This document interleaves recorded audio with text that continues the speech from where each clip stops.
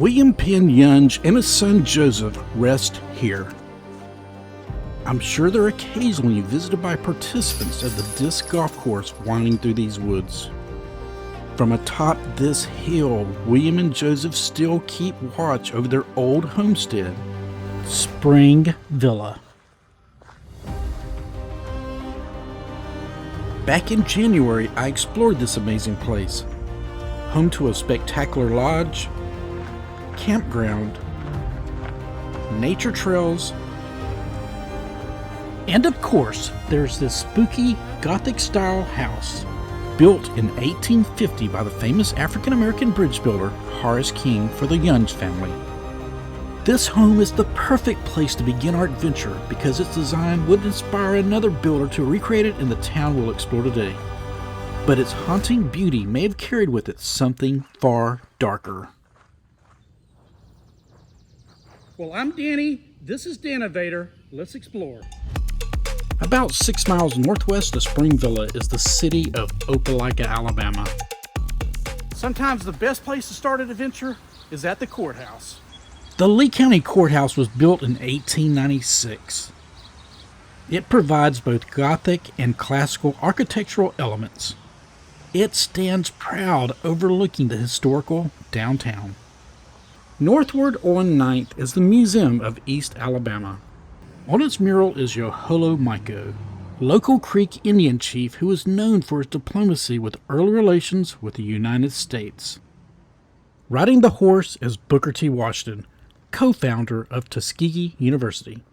Many of the famed Tuskegee Airmen trained nearby, flying as the legendary Red Tails during World War II. Because of impeding thunderstorms in the area, I could only briefly visit the museum. And to my delight, this East Alabama treasure trove deserves its own adventure. This museum has a ton of exhibits, so I'll definitely have to come back and highlight this museum.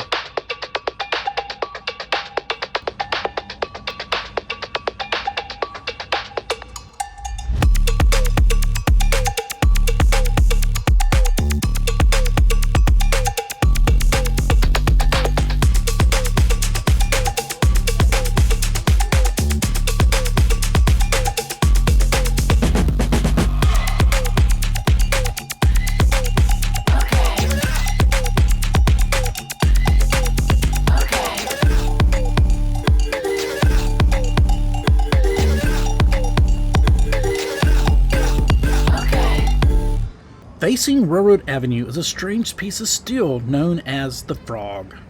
It allows trains to cross at an intersection, perfectly symbolizing the historical railroads that once crossed through Opelika. Now I'm going to make my way down to the old train depot.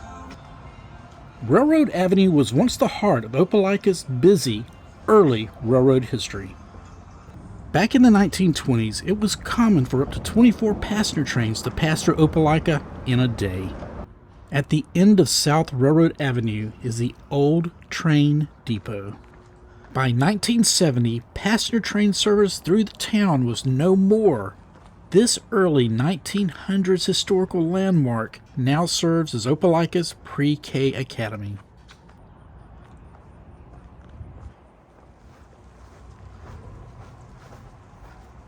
Now we're going to make our way through the historical part of town, see what kind of interesting stuff we can find. These brick streets reminded me of Savannah when I did my July 4th video. These buildings along Railroad Street date back to the late 19th, early 20th century. Take a look at this Ford Pinto. It is advertisement for Rock and Roll Pinball, which is located over in those buildings.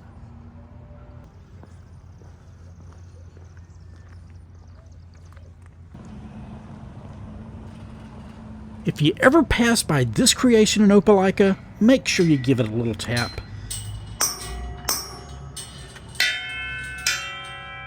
Well, here's a look down 8th Street.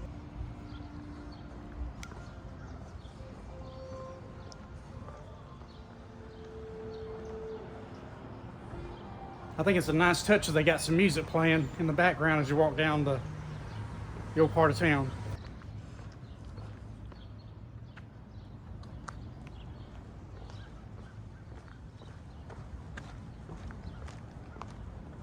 Now that was an interesting building.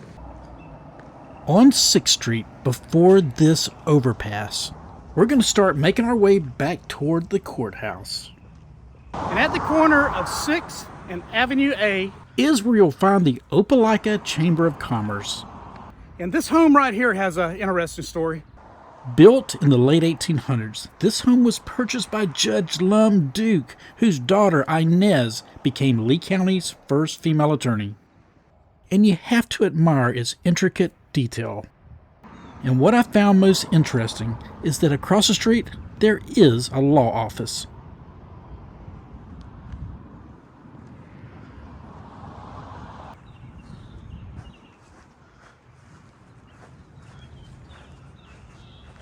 And right over here is the Opelika City Hall. And it's located next to this U.S. military memorial.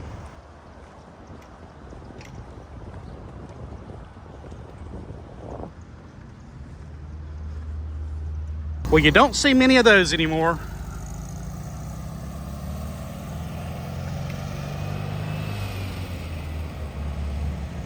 Across from City Hall is this building that was built around 1915.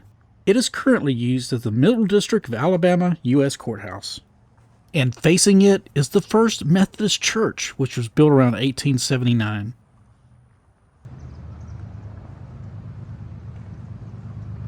That is an incredible structure.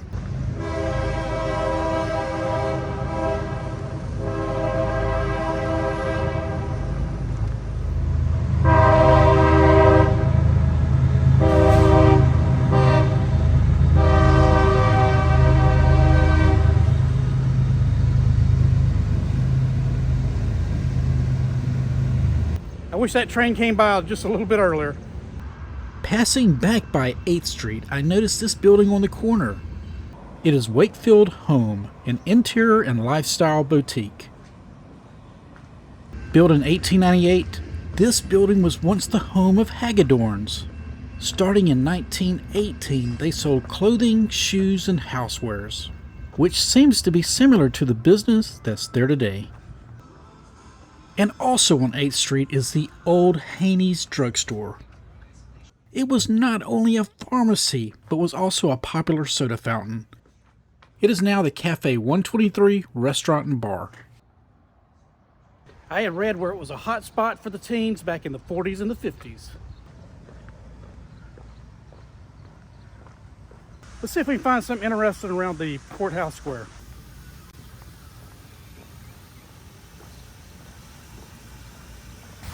The square's main feature has to be this fountain.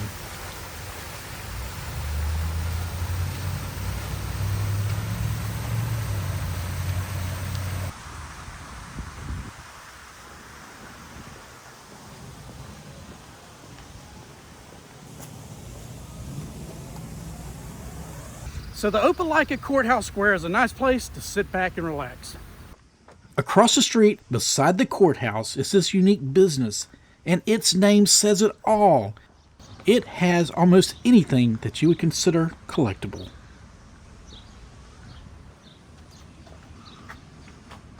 And just across from almost anything is the First Baptist Church. Someone needs to turn that fan on. Because it is a hot day today.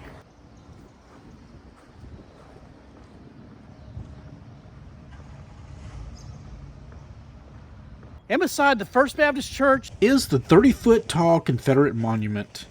Erected in 1911, it is made of Georgia granite and Italian marble. So do you remember at the beginning of the video, the Yonge home over at Spring Villa? Well, at the end of South 9th Street is its twin. This was once the home of John Calhoun Edwards and his wife Sarah, who were some of the town's earliest families. John was a sawmill owner and a master builder whose work still stands around Opelika. He built the old Robertson House on Railroad Avenue, where we made that turn near the overpass. It is currently being restored. He also built the Flake Farley House located just across from the Confederate monument. But it was this house that would become one of his most recognizable creations. Completed in September of 1865, the Gingerbread House is believed to have been Opelika's first two-story home. A gingerbread-style home is known for its intricate woodwork and its whimsical fairy tale-style design. Compared side by side, the Yonge House and the Edwards House are unmistakably similar. John Calhoun Edwards' family owned Edwards Mill near Spring Villa, and I am certain he was enchanted by William Penn Yonge's unique dwelling. The Yonge House would eventually have the reputation of being one of Alabama's most haunted, with its regular occurrence of paranormal activities within. And as we'll soon discover, perhaps the Yonge House didn't just inspire Opelika's Gingerbread House. Perhaps it brought a little of its rumored curse with it. I noticed that the Gingerbread House appears to be home of the Old Timers and Chimers Clock Museum, but today it appears to be closed. So now we're going to head over to the Rosemere Cemetery and finish this adventure. On our way down Auburn Street, we make a quick stop at this historical place, the former home of Dr. John Wesley Darden. Dr. Darden was Opelika's first African-American physician, and this home would become more than his residence and medical office. It would also be a meeting place for some remarkable people. Booker T. Washington, co-founder of Tuskegee Institute. George Washington Carver, famous scientist and educator who worked at Tuskegee and discovered the many uses of the peanut. And A.G. Gaston, one of Alabama's most successful African-American businessmen. Dr. Darden's home, which was built back in the early 1900s, has been reimagined into the Nourish Wellness Center. Just a few steps away is the St. Luke African Methodist Episcopal Church. This house of worship is still serving the community since 1912.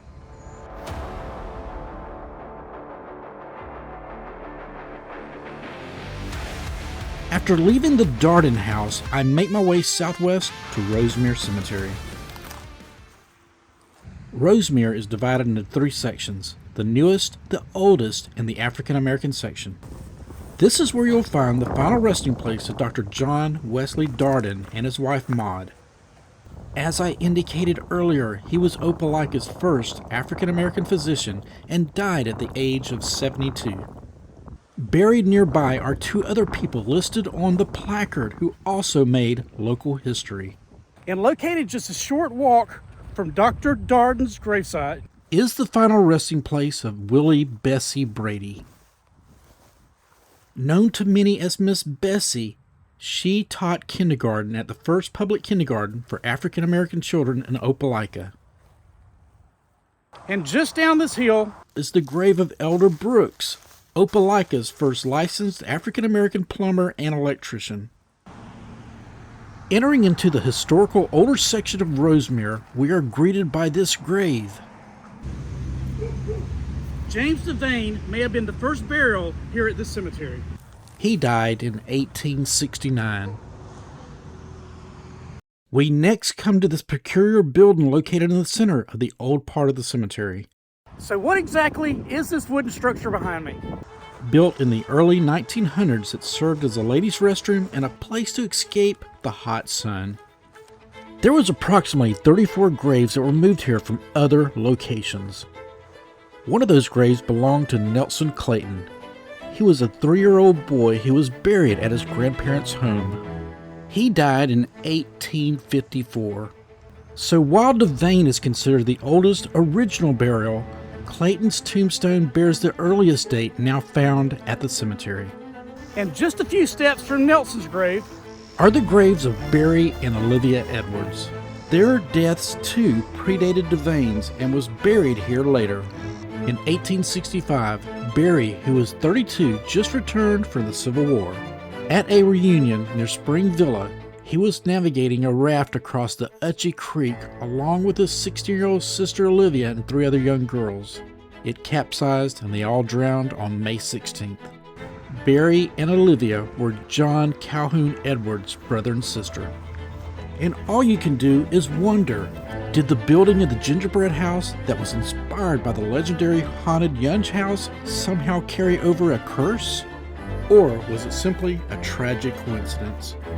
John Calhoun Edwards died on January 23, 1917, at the age of 78.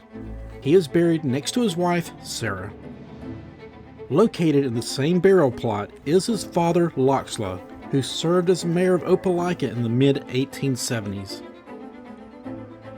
And with that, our Opelika adventure appears to come to an end. So if you enjoyed this video, please give it a thumbs up.